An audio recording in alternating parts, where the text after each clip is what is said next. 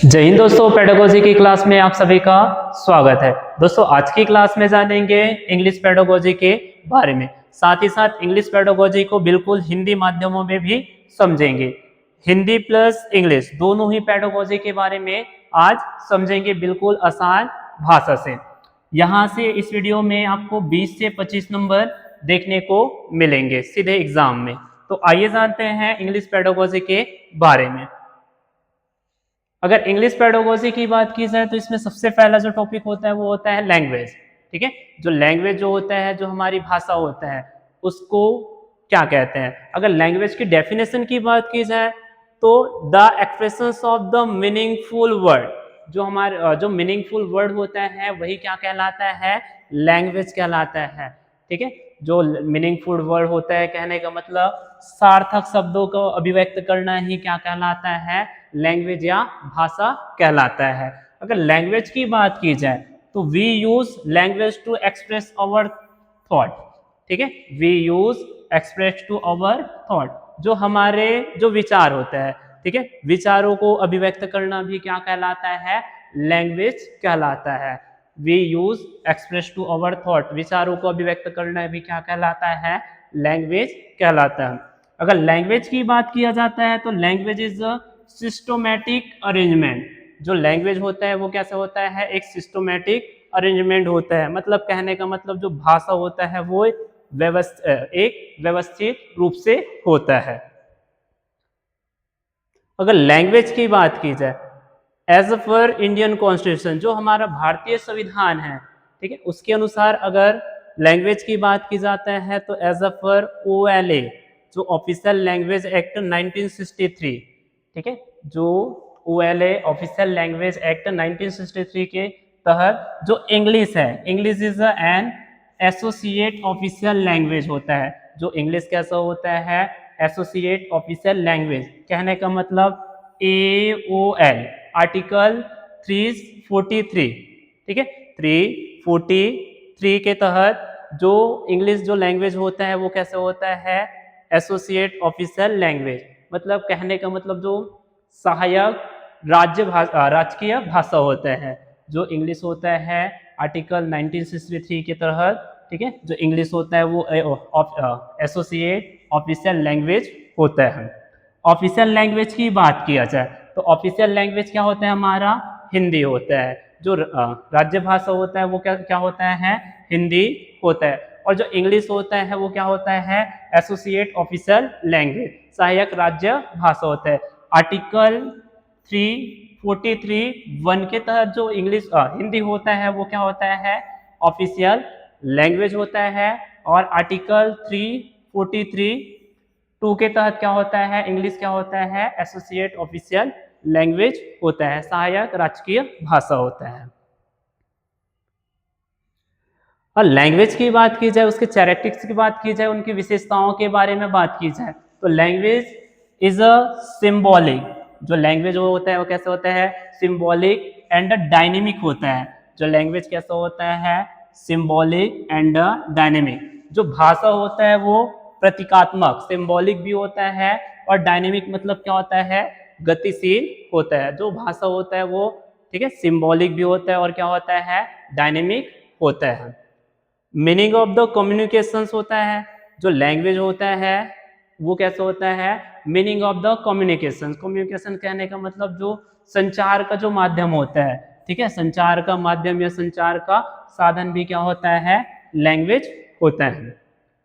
Medium of the instructions, जो language होता है वो क्या होता है, मीडियम ऑफ द इंस्ट्रक्शन।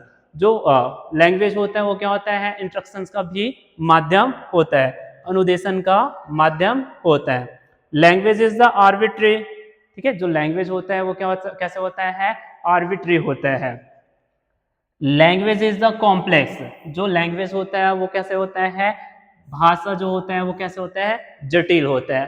अगर लैंग्वेज की बात की जाता है तो लैंग्वेज क्या होता है, कॉम्प्लेक्स होता है, आर्बिट्री होता है, इंस्ट्रक्शंस होता है, और कम्युनिकेशंस का माध्यम होता है। और लैंग्वेज क्या होता है, सिंबॉलिक एंड क्या होता है, डायनेमिक होता है।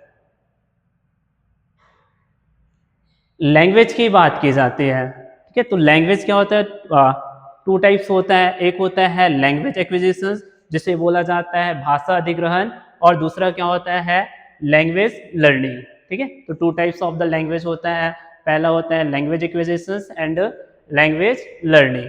इस तरह से जो लैंग्वेज एक्विजिशन है वो क्या होता है कि language acquisition is the natural process होता है। जो लैंग्वेज एक्विजिशन होता है वो कैसा होता है, एक नेचुरल प्रोसेस होता है, एक प्राकृतिक प्रक्रिया होता है। It is the first language होता है। जो लैंग्वेज एक्विजिशन होता है वो कैसे होता है, फर्स्ट लैंग्वेज या नेटिव लैंग्वेज होता है। ठीक है, जो लैंग्वेज एक्विजिशन होता है it is the first language या नेटिव लैंग्वेज। नेटिव लैंग्वेज कहने का मतलब ये होता है हमारा मातृभाषा। It is a subconscious process होता है। जो लैंग्वेज एक्विजिशन होता है वो कैसे होता है, सबकॉन्शियस प्रोसेस होता है। कहने का मतलब ये हमारे अचेतन मन में चलने वाले क्या होता है, एक प्रक्रिया होता है। Acquisitions process learners acquiring knowledge automatically. ठीक है, जो लैंग्वेज होता है, जो एक्विजिशंस होता है वो नॉलेज को क्या करता है, ऑटोमेटिकली क्या करता है, ग्रहण करता है। जो एक्विजिशंस प्रोसेस होता है उसमें जो लर्नर होता है वो एक्वायरिंग नॉलेज ऑटोमेटिकली, जो लैंग्वेज एक्विजिशंस होता है उसको ऑटोमेटिकली ग्रहण किया जाता है। Does not use the grammatical rule and the focus on practical knowledge. इसमें जो ग्रामिकल रूल का यूज नहीं किया जाता, जो ग्रामर का रूल होता है उसका यूज नहीं किया जाता है। फोकस ऑन प्रैक्टिकल नॉलेज, इसमें व्यवहारिक ज्ञान पर क्या किया जाता है, फोकस किया जाता है। इस तरह जो लैंग्वेज एक्विजिशन होता है वो फर्स्ट लैंग्वेज होता है, नेचुरल प्रोसेस होता है, सबकॉन्शियस प्रोसेस होता है, और इसमें जो लैंग्वेज जो लर्नर होता है वो कैसे सीखता है, ऑटोमेटिकली सीखता है। और इसमें ना तो ठीक है does not use the grammatical rule and the focus on the practical knowledge. इस तरह जो लैंग्वेज एक्विजिशन होते हैं, ठीक है, वो भाषा अधिग्रहण इस तरह सीखे जाते हैं। दूसरा जो लैंग्वेज का टाइप होता है वो होता है लैंग्वेज लर्निंग। ठीक है, जो भाषा अधिग्रहण होता है और भाषा अर्जन। जैसे जो लैंग्वेज एक्विजिशन था भाषा अर्जन था, और दूसरा क्या था, भाषा अधिग्रहण। तो जब लर्नर, ठीक है, लैंग्वेज की बात की जाती है तो इसमें जो language is the learner in a systematic way. जो भाषा, ठीक है, अधिग्रहण होता है वो कैसे सीखा जाता है, एक सिस्टमैटिक वे से सीखा जाता है। इट इज सेकेंड लैंग्वेज होता है। जो लैंग्वेज लर्निंग होता है वो कैसे होता है, एक सेकेंड लैंग्वेज होता है।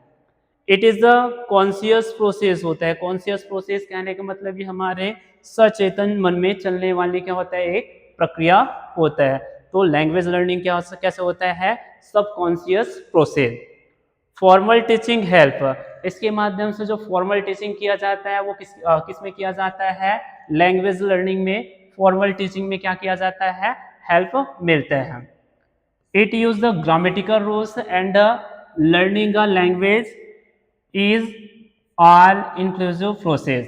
ठीक है, जो लैंग्वेज लर्निंग होता है उसमें ग्रामेटिकल रूल्स और language is all inclusive process, इसमें समावेशी जो समस्त प्रक्रिया होता है, इंक्लूसिव एजुकेशन की जितनी भी प्रक्रिया होता है उसको लैंग्वेज लर्निंग में शामिल किया जाता है, और इसमें ग्रामेटिकल रूल का यूज किया जाता है। अब जानते हैं लैंग्वेज स्किल के बारे में। तो language skill is the 4 types होता है। ठीक है, language skill is the 4 type. ये होता है क्या, LSRW। ठीक है, language skill is the 4 type, LSRW। सबसे पहला सीखा जाता है लिसनिंग। एल से क्या हो जाता है, लिसनिंग। एस से क्या होता है उसके बाद स्पीकिंग, और आर से क्या होता है, रीडिंग, और डब्ल्यू से क्या हो जाता है, राइटिंग। इस तरह से जो लैंग्वेज स्किल्स सीखा जाता है, कैसे सीखा जाता है, LSRW के रूप में। ठीक है, तो ये 4 types of the language skill. अब जो लैंग्वेज स्किल्स होता है, जो भाषा कौशल होता है, उसमें टू टाइप्स का और होता है, जैसे प्राइमरी और सेकेंडरी स्किल्स होता है। ठीक है, अगर प्राइमरी स्किल्स की बात की जाए तो प्राइमरी स्किल्स में आता है लिस्टनिंग एंड स्पीकिंग। जो प्राइमरी स्किल्स होता है वो क्या क्या होता है, लिस्टनिंग एंड स्पीकिंग और रेंफोर्स स्किल। ठीक है, जो प्रस्तावना जो कौशल होते हैं, या रेंफोर्स जो स्किल्स होते हैं वो कौन कौन से होते हैं, ठीक है, स्पीकिंग और राइटिंग, स्पीकिंग और राइटिंग। इस तरह से रेनफोर्स स्किल के रूप में दो होते हैं, स्पीकिंग और राइटिंग, और प्राइमरी स्कूल्स के रूप में होता है लिस्टनिंग एंड स्पीकिंग। अब लैंग्वेज स्किल्स उसका क्लासिफिकेशन की बात की जाए, ठीक है, तो इसको टू टाइप्स से डिवीजन या क्लासिफिकेशंस किया गया है। जो लैंग्वेज स्किल्स होता है उसकी क्लासिफिकेशंस की बात की जाए तो ये टू टाइप्स का होता है। पहला टाइप्स ये होता है प्रोडक्टिव स्किल्स या एक्टिव स्किल्स। पहला टाइप की बात की जाए तो पहला टाइप में ये होता है प्रोडक्टिव स्किल्स या एक्टिव स्किल्स, और जो दूसरा टाइप होता है इसका वो होता है रिसेप्टिव स्किल्स या पैसिव स्किल्स होता है। तो जो फर्स्ट टाइप होता है प्रोडक्टिव या एक्टिव स्किल्स की बात की जाए तो ये होता है क्या, स्पीकिंग और राइटिंग। जो प्रोडक्टिव स्किल्स होता है वो कैसे होता है, स्पीकिंग और राइटिंग इसके अंतर्गत रखा गया है। और दूसरा जो होता है रिसेप्टिव या पैसिव स्किल, तो इसमें क्या होता है लिस्टनिंग एंड रीडिंग। तो two types of the skills, ठीक है, two types classifications of the language skill is the two types. एक होता है प्रोडक्टिव स्किल्स या एक्टिव स्किल्स, और सेकंड टाइप्स होता है रिसेप्टिव स्किल्स या पैसिव स्किल्स। जिसमें फर्स्ट प्रोडक्टिव स्किल्स की बात की जाए तो इसमें आता है स्पीकिंग एंड राइटिंग, और रिसेप्टिव या पैसिव स्किल्स की बात की जाता है तो लिस्टनिंग एंड राइटिंग। अब जो लैंग्वेज स्किल्स होता है उसमें जो राइटिंग स्किल्स होता है, ठीक है, या रीडिंग स्किल्स होता है वो ठीक है, फोर टाइप्स या फॉलोइंग टाइप्स को होता है। पहला जो होता है वो होता है स्कैनिंग। स्कैनिंग कहने का मतलब बारीकी से पढ़ना। अगर स्कैनिंग की बात की जाए या किसी चीज को स्कैन करना ही क्या कहलाता है, स्कैनिंग। तो आइए समझते हैं। Scanning is the reading skill in which the reader look quickly through a text to find the specific information. जो रीडर्स होता है, ठीक है, वो क्विकली थ्रू आउट करता है किस पे, फाइंड द स्पेसिफिक जो इंफॉर्मेशन होता है, अगर उसको क्विकली फाइंड कर लेता है तो वो क्या कहलाता है, स्कैनिंग, ठीक है, without reading the whole page. इसमें होल पेज को रीड करने की जरूरत नहीं होती है। To find date, name, number या कीवर्ड, इसमें क्या किया जाता है, ठीक है, डेट, नेम, नंबर्स को क्या किया जाता है, फाइंड किया जाता है। For example find the phone numbers in the dictionary. जो फोन नंबर होता है उसके डिक्शनरी में किसी एक खास व्यक्ति का नंबर सेलेक्ट करना या खोजना। Looking for a date in the newspaper, जो न्यूज़पेपर्स में होता है उसमें एक स्पेसिफिक डेट को खोजना। Searching for a keyword in a newspaper, ठीक है, इन अ पैसेज, जो भी पैसेज दिया जाता है उसमें जो कीवर्ड होता है उसको क्या करना, खोजना या सर्च करना। ये किसके अंतर्गत आता है, स्कैनिंग के अंतर्गत आता है, जहां स्पेसिफिक इंफॉर्मेशन का को ही देखा जाता है without reading the whole page. Second जो होता है वो होता है स्किमिंग। स्किमिंग की बात किया जाए मतलब सरसरी तौर पे पढ़ना, जैसे कि आर्टिकल्स पढ़ना या न्यूज़पेपर पढ़ना, ये क्या सरसरी तौर पे पढ़ना या स्किमिंग। तो स्किमिंग की बात की जाए तो skimming is the reading in order to get a general overview of the material. जो भी मटेरियल दिया जाता है उसका क्या लास्ट में ओवरव्यू देखा जाता है। जैसे for example summaries of the something, ठीक है, read the title and the headline. उसके जो समरीज होते हैं उसमें, ठीक है, उसके टाइटल या हेडलाइन को सर्च करना। Focus on the first and last line, इसमें क्या किया जाता है, जो फर्स्ट जो समरीज होता है उसके, ठीक है, फर्स्ट एंड लास्ट लाइन में क्या किया जाता है, फोकस किया जाता है। Look at the keyword and the highlighting word, जो कीवर्ड होता है या जो हाईलाइटिंग वर्ड होता है उसको क्या किया जाता है, उस पर फोकस किया जाता है। अब जानते हैं इंटेंसिव रीडिंग। इंटेंसिव रीडिंग मतलब गहन अध्ययन, ठीक है, गहन अध्ययन। इंटेंसिव रीडिंग की बात की जाती है तो the purpose of the intensive reading is the for specific details. जो स्पेसिफिक डिटेल्स होता है उसको रीड करने के पर्पस से देखा जाता है तो वो कहलाता है हमारा intensive reading. It is the possible in the classroom. जो इंटेंसिव रीडिंग है वो सिर्फ क्लासरूम में ही पॉसिबल, जैसे ग्रामर्स रूल्स इसमें फॉलो क्या होता है, ग्रामर्स रूल, नॉलेज या स्कूल एजुकेशन होता है, ठीक है, वो किसके अंतर्गत आता है, इंटेंसिव रीडिंग के अंतर्गत आता है, जिसमें स्पेसिफिक डिटेल को एक विस्तार से पढ़ा जाता है। दूसरा जो होता है एक्सटेंसिव रीडिंग, विस्तृत या व्यापक अध्ययन होता है। इसमें क्या होता है, जो रीडर्स होता है extensive reading involve learners reading for the enjoyment, इसमें जो लर्नर होता है वो इंजॉयमेंट के लिए रीड करता है, ठीक है। जैसे ये outside the classroom in the most of the cases, जो इंटेंसिव एक्सटेंसिव रीडिंग होता है वो क्लासरूम के बाहर भी हो सकता है। Reading a stories book, newspapers and article, ये किसके अंतर्गत आता है, एक्सटेंसिव रीडिंग, जिसमें वो, ठीक है, जो व्यक्ति होता है वो, जो रीडर्स होता है वो किसके लिए पढ़ता है, इंजॉयमेंट के लिए। अब जानते हैं लर्निंग डिसऑर्डर्स, ठीक है, जो लर्निंग डिसऑर्डर्स होते हैं, जो सीखने में अक्षमता होता है, उसके बारे में जानते हैं। अगर लर्निंग डिसऑर्डर्स की बात की जाए तो पहला होता है, ठीक है, डिसलेक्सिया। डिसलेक्सिया कहने का मतलब ये आता है रीडिंग डिसऑर्डर्स के अंतर्गत, जो पठन संबंधित जो डिसऑर्डर्स होते हैं उसके अंतर्गत आता है क्या, डिसलेक्सिया।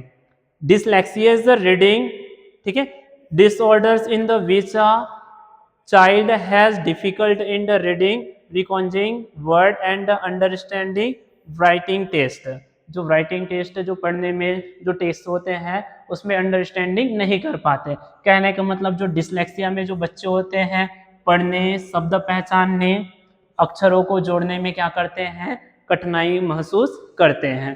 तो जो डिसलेक्सिया होता है वो कैसे होता है, रीडिंग डिसऑर्डर होता है। सेकेंड टाइप्स होता है डिसग्राफिया। अगर डिसग्राफिया की बात की जाए तो यह आता है राइटिंग डिसऑर्डर्स के अंतर्गत। राइटिंग कहने का मतलब लिखन संबंधित जो डिसऑर्डर्स होते हैं, जो अक्षमता होते हैं, उसके अंतर्गत क्या आता है, डिसग्राफिया।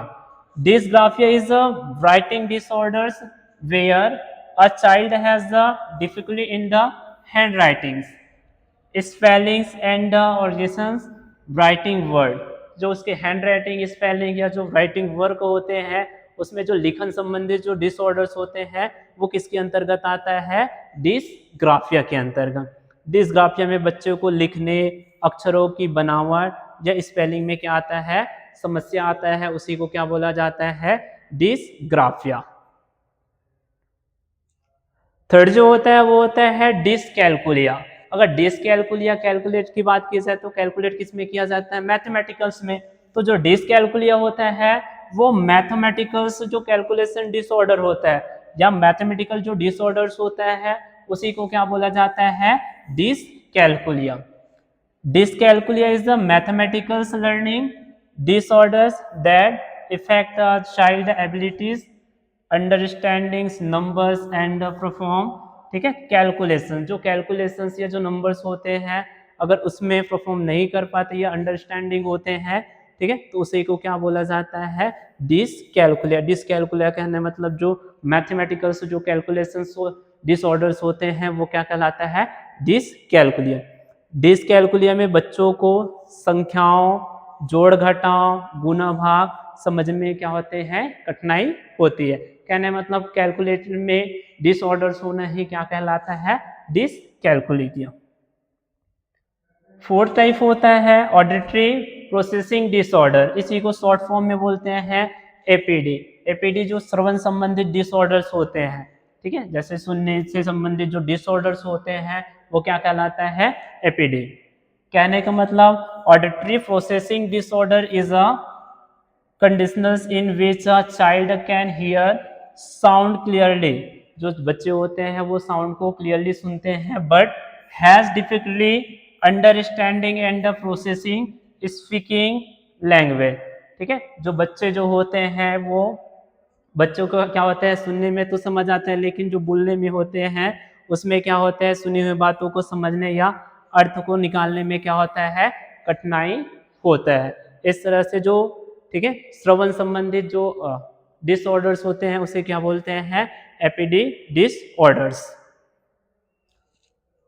अब जानते हैं टीचिंग मेथड। जो ग्रामर टीचिंग मेथड होते हैं उसके अंतर्गत जानते हैं। फर्स्ट जो होता है वो होता है इंडक्टिव मेथड। इंडक्टिव मेथड कहने का मतलब ये होता है आगमन विधि, ठीक है। जो इंडक्टिव मेथड होता है वो होता है आगमन विधि।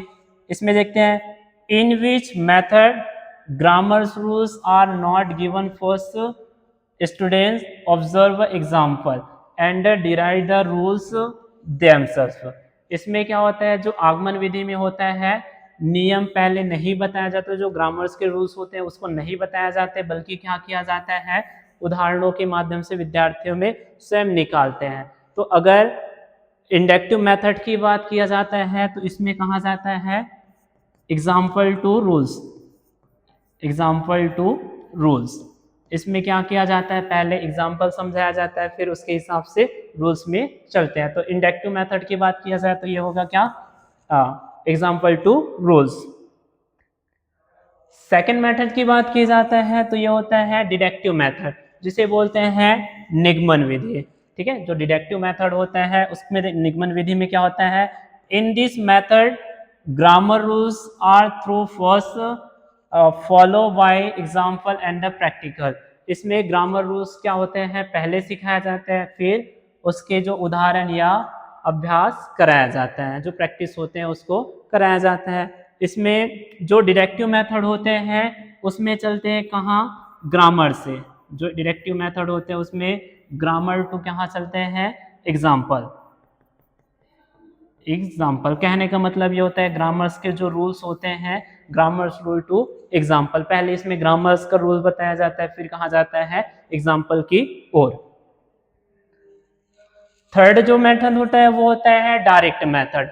अगर डायरेक्ट मेथड की बात की जाती है तो ग्रामर इज अ थ्रॉट विथआउट ट्रांसलेट। इस जो ग्रामर होते हैं उसका ट्रांसलेट किए बिना ही using only the target language. इसमें जो ग्रामर्स के जो रूल होते हैं, ठीक है, उसको थॉट किए बिना ही, ट्रांसलेट किए बिना ही क्या किया जाता है, using only the target language. सीधे उसी भाषा में क्या किया जाता है, व्याकरण सिखाया जाता है। जो टारगेट लैंग्वेज होता है वो डायरेक्ट मेथड में यूज किया जाता है।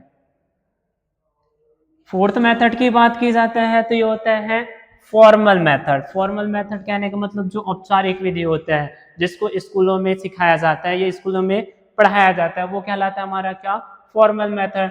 The formal method of the teaching grammar is a method in which grammar rules are the throat directly and systematic. जो सिस्टमेटिक होता है, जिसको स्कूल में सिस्टम से सिखाया जाता है, वो क्या कहलाता है, हमारा फॉर्मल मेथड। जैसे पहले रूल्स बताए जाएंगे, उसके बाद क्या, एग्जाम्पल बताए जाएंगे, इसलिए रूल्स टू एग्जाम्पल क्या कहलाएगा, फॉर्मल मेथड। नेक्स्ट जो मेथड की बात की जाता है तो इनफॉर्मल मेथड, जो अनौपचारिक मेथड होता है वो क्या कहलाता है, हमारा informal method. The teaching of the grammar not by rules but be uses, ठीक है। जैसे कि एग्जाम्पल टू रूल, जो इसका डायरेक्ट हम लोग टीचिंग मेथड में यूज नहीं करते, इसमें ग्रामर जो रूल्स होते हैं उसका यूज नहीं करते, लेकिन ये हमारे लिए क्या होते हैं, उपयोगी होते हैं। जैसे सोशल इंस्ट्रक्शंस के माध्यम से जो लैंग्वेज सीखते हैं, या जो नेचुरल भाषा होता है वो क्या होता है, इनफॉर्मल मेथड होता है। ये जो हमारा नेटिव भाषा भी होता है वो कैसे होता है, इनफॉर्मल मेथड से ही सीखा जाता है। अब जानते हैं टाइप ऑफ द असेसमेंट, ठीक है, जो आकलन के जो प्रकार होते हैं उसके बारे में जानते हैं। तो सबसे फर्स्ट आता है ये फॉर्मेटिव असेसमेंट, जिसे हम लोग क्या बोलते हैं, रचनात्मक आकलन। जो फॉर्मेटिव असेसमेंट होते हैं, जो रचनात्मक आकलन होते हैं। Formative assessment is the continuous assessment होता है। जो फॉर्मेटिव असेसमेंट होता है वो कैसे होता है, एक कंटिन्यूअस असेसमेंट होता है, conducted during the teaching learning process to monitoring students progress and provide feedback, ठीक है। जो फॉर्मेटिव असेसमेंट होता है वो एक कंटिन्यूअस असेसमेंट होता है, जो शिक्षण अधिगम के दौरान किया जाता है, ताकि विद्यार्थियों की प्रगति जानी जा सके और सुधार के लिए क्या किया जाता है, फीडबैक दिया जाता है। कहने का मतलब जो बीच बीच में जो असेसमेंट किया जाता है उसी को बोलते हैं क्या, फॉर्मेटिव असेसमेंट। जैसे class work, homework, quiz, oral question, इस तरह से जो बीच बीच में जो प्रोसेस होता है ठीक है। टीचिंग के दौरान जो बीच बीच में जो प्रोसेस होता है उसी को बोलते हैं क्या, फॉर्मेटिव असेसमेंट या रचनात्मक आकलन। नेक्स्ट की बात की जाती है तो ये आता है समेटिव असेसमेंट, ठीक है। समेटिव असेसमेंट जो योगात्मक आकलन होता है वो क्या होता है, summative assessment is the conduct to the end of the terms and course the evaluations oral learning and the achievement, ठीक है। जो सत्र के जो अंत में किया जाता है, जो लास्ट में किया जाता है, उसी को क्या बोला जाता है, समेटिव असेसमेंट। जैसे फॉर एग्जांपल जो फाइनल एग्जाम होता है, ठीक है, जो लास्ट में किया जाता है फाइनल एग्जाम या जो एनुअल एग्जाम होता है, उसी को क्या बोला जाता है, समेटिव असेसमेंट किया जाता है। अब जो थर्ड टाइप्स होता है वो होता है डायग्नोस्टिक असेसमेंट। डायग्नोस्टिक असेसमेंट कहने का मतलब नैदानिक आकलन। जो diagnostic assessment is used to identify students strength and weakness before starting teaching. जो स्टार्टिंग टीचिंग के दौरान जो होता है, शुरू में पहले जो विद्यार्थियों की कमजोरी या क्षमताओं को जानने के लिए जिस असेसमेंट का प्रयोग किया जाता है वो क्या कहलाता है, डायग्नोस्टिक असेसमेंट। जैसे pre test, basic lines test या बेस्ड जो लाइन टेस्ट होता है या बेसिक नॉलेज जो पूछा जाता है वो कहलाता है हमारा क्या, डायग्नोस्टिक टेस्ट। फोर्थ की बात की जाए तो ये सीसीए, ठीक है, कंटिन्यूअस एंड कॉम्प्रिहेंसिव एजुकेशन, जो सतत और व्यापक मूल्यांकन होता है। अगर इसकी बात की जाए तो जो सीसीए जो एवल्यूशंस होता है, सतत और व्यापक मूल्यांकन होता है, वो स्टूडेंट्स की स्कॉलिटिक्स एंड कोस्टॉलिटिक, ठीक है, डेवलपमेंट एंड कंटिन्यूअस जो बेस होता है, जो स्कूल और जो नॉन स्कूल्स होते हैं, जैसे शैक्षिक और शैक्षिक जो विकास का जो निरंतर और समग्र मूल्यांकन किया जाता है वो किसमें किया जाता है, सीसीई के माध्यम से। कंटिन्यूअस एंड कॉम्प्रिहेंसिव एवोल्यूशंस के माध्यम से क्या किया जाता है, जो स्टूडेंट्स को होता है वो स्कूलिक एंड कोई स्कूलिक डेवलपमेंट या उसका कंटिन्यू जो बेस के आधार पर किया जाता है वो कहलाता है क्या, सतत और व्यापक मूल्यांकन। अब जानते हैं पोर्टफोलियो, ठीक है। पोर्टफोलियो जो कि हर एक एग्जाम में पूछे ही जाते हैं। Portfolio is the systematic collection. जो पोर्टफोलियो क्या होता है, एक systematic collection of the students work that show their effort, ठीक है, progress and achievement over period of the time. जो पोर्टफोलियो होता है वो एक सिस्टमैटिक कलेक्शन होता है इसका, स्टूडेंट्स का वर्क, ठीक है, achievement and period of the time. इस तरह से जो पोर्टफोलियो होता है वो कंटिन्यूअस एंड फॉर्मेटिव असेसमेंट के टूल के रूप में यूज किया जाता है। अगर पोर्टफोलियो की बात किया जाए तो हिंदी में समझो, पोर्टफोलियो किसी विद्यार्थी के कार्यों का व्यवस्थित संग्रह होता है जिसमें उसकी मेहनत, जो स्ट्रेंथ होते हैं, उसकी प्रोग्रेस होते हैं और उसके जो अचीवमेंट होते हैं, उपलब्धि होते हैं, एक निश्चित समयावधि में दिखाई देती है। यह सतत और निरंतर मूल्यांकन का एक महत्वपूर्ण साधन होता है। जो पोर्टफोलियो होता है वो एक स्टूडेंट का सिस्टमेटिक कलेक्शंस होता है, उसके वर्क का बात किया जाए या उसके अचीवमेंट की बात किया जाए। अब concept of the language learning, तो अलग अलग जो मनोवैज्ञानिक थे, ठीक है, जो साइकोलॉजिस्ट थे, उन्होंने अलग अलग कॉन्सेप्ट दिए थे। जैसे Skinner's and follow are considered is the behaviourist. जो स्किनर्स और जो फॉलो थे वो कैसे थे, बिहेवियरिस्टवादी थे, व्यवहारवादी थे। उन्होंने ये बताया कि according to term a language is learn through. जो लैंग्वेज सीखे जाते हैं उसको कैसे सीखे जाते हैं, इमिटेशन, अनुकरण के माध्यम से, प्रैक्टिस एंड रिपीटेशंस के माध्यम से, अभ्यास और पुनरावृत्ति और रेनफोर्समेंट के या जो प्रोत्साहन के माध्यम से जो सीखे जाते हैं उसी को क्या बोला जाता। उन्हें बताया था कि ठीक है, जो लैंग्वेज लर्निंग जो होता है वो कैसे सीखे जाते हैं, इमिटेशन से, प्रैक्टिस एंड रिपीटेशन से और रेनफोर्स से क्या किया जाता है, सीखे जाते हैं। और जो स्किनर और जो पॉलाव थे वो कैसे थे, बिहेवियरिस्टवादी थे। सेकंड जो कॉन्सेप्ट था, concept of the Noam Chomsky, ठीक है, जो नॉम चॉम्स्की की जो अवधारणा पढ़ेंगे, तो जो नॉम चॉम्स्की था उन्होंने ये बताया था कि जो state that every person process a language learning device, जो पर्सन होते हैं वो लैंग्वेज को कैसे सीखते हैं, एलईडी के माध्यम से या एलएल जो लैंग्वेज लर्निंग डिवाइस होते हैं या लैंग्वेज एक्विजिशन डिवाइस, इसके माध्यम से जो व्यक्ति होते हैं वो लैंग्वेज को क्या करते हैं, सीखते हैं। थर्ड था प्याजेस कॉन्सेप्ट। प्याजे की जो अवधारणा था, इन्होंने ये बताया था कि this concept state that learner starting with adaptations, assimilations and accommodation. जो लर्नर्स होता है वो कैसे सीखते हैं, अनुकूलन, आत्मसातीकरण और समायोजन के माध्यम से लैंग्वेज को सीखते या ग्रहण करते हैं। अब जानते हैं वाइगोस्किस कॉन्सेप्ट।